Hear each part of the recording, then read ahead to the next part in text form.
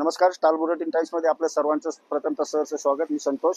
आज आपण पारगाव या ठिकाणी उद्या भारतामध्ये जर बघितलं गेलं तर ऑल इंडियामध्ये मेडिकल असोसिएशनचा जो बंद पाळलेला आहे, हा बंद का पाळलाय, पण याच्यापासून जर उद्या बंद असेल तर एमर्जन्सीला याच्याकडे काय पर्याय आहेत आणि त्याच अनुषंगाने आपल्याकडे आंबेगाव तालुक्याचे अध्यक्ष आहेत, त्यांच्याशी आपण थोडासा माहिती घेणार आहोत. उद्या तुम्ही काय विषयावरती, म्हणजे नेमकं काय विषय काय आहे, उद्या मेडिकल सर्व बंद का? तर नमस्कार. नमस्कार. आपला परिचय. मी पंढरीनाथ बाळूतळेकर, आंबेगाव तालुका अध्यक्ष, मेडिकल असोसिएशन. उद्या 20 तारखेला आम्ही ऑल इंडिया मेडिकल असोसिएशनने बंद ठेवणार आहे. कारण बनावट औषधापासून आपल्याला लोकांचं आरोग्य वाचवायचंय. कारण ऑनलाईन मध्ये ज्या ड्रग, समजा नार्कोटिक ड्रग असतील, एनआरएक्स असतील, त्या ड्रगांचा मिसयूज होतोय. म्हणजे जे सहज भेटून जातात ऑनलाईन आणि त्याचा मानवी आरोग्यावरती दुष्परिणाम होते. त्या गोष्टी सगळ्या थांबवण्यासाठी आम्ही उद्या ही स्ट्राईक केलेली आहे. पण आरोग्यासाठी तर ग्रामस्थ जिकडे तिकडे बघतात, जिकडे स्वस्त भेटतं म्हणून, डिस्काउंट भेटतं म्हणून तिकडे जातात, पण याच्यापासून त्यांना काय परिणाम होतो, काय याचं काय तुम्ही माहिती देऊ? समजा नार्कोटिक ड्रग्ज असेल किंवा झोपेच्या गोळ्या असतील, त्यांनी काय होतं, ती मेडिकल मधून आपल्याला सहज भेटत नाही, पण ही ऑनलाईन सिस्टीम मध्ये ते सहज अवेलेबल होतात आणि ते अवेलेबल झाल्यानंतर माणसाला त्या ड्रगची हॅबिट बनून जाते आणि त्याचं लाईफ त्यामुळे कमी होतं आणि त्याच्या आरोग्यावरती, सगळ्या अवयवांवर त्याचा दुष्परिणाम होतो.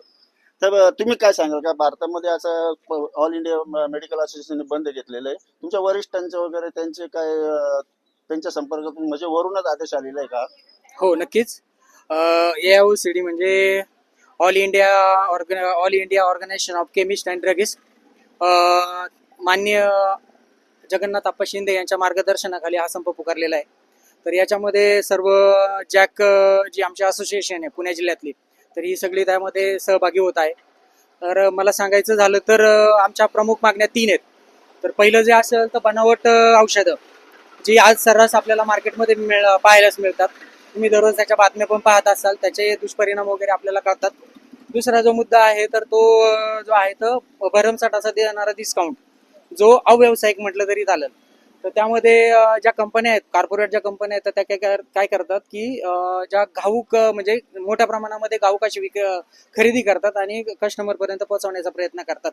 पण ह्याच्यामध्ये असं होतं की जास्त प्रमाणामध्ये डुप्लिकेट औषधं येण्याचं प्रमाण याच्यामध्ये जास्त शक्यता असते.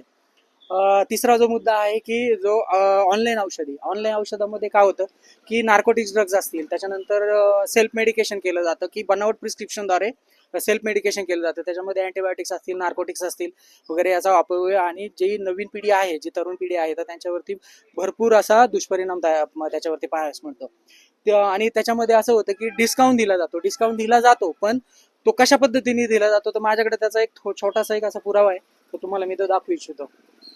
म्हणजे डिस्काउंट असा पूर्ण भेटत नाही, डिस्काउंट दाखवतात एखाद्या डिस्काउंट कमी देतात. हो, नक्कीच. आपला पुरावा दाखवा. आता समजा आपल्याकडे हे जंबासो म्हणून एक औषध आहे अभयचं.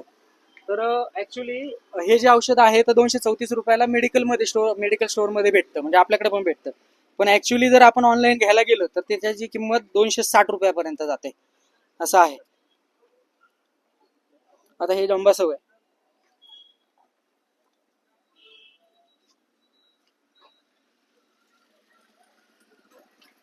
आता ऍक्च्युली कन्फर्म आणि पे मध्ये जर गेलं तर तुम्हाला 260 रुपये दाखवत आहे, म्हणजे याच्यामध्ये 199 रुपये डिस्काउंट दाखवतो. हो, 199 15% डिस्काउंट दाखवते. पण ऍक्च्युली तो भेटतो का 15% डिस्काउंट? नाही भेटत तुम्हाला.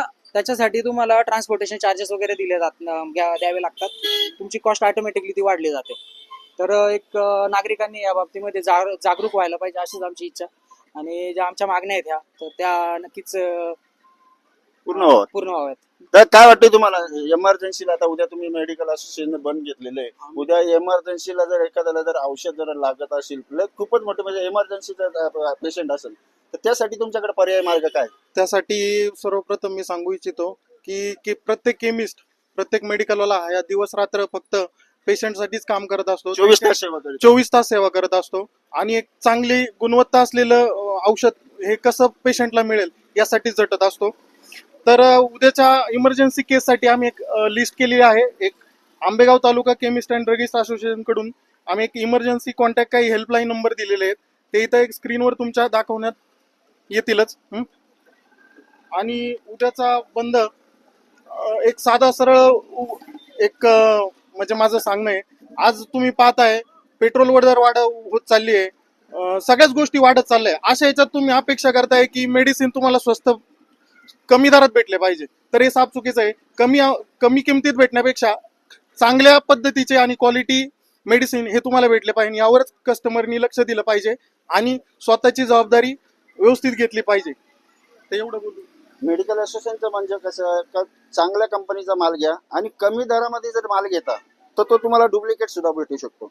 आणि तोच जर तुम्ही दर जर पाहून जर विचार करत असाल तर त्याचा परिणाम पण होतात. त्यासाठी ओरिजिनल कंपनीची औषधं घ्या, 2 रुपये जास्त जाऊन द्या.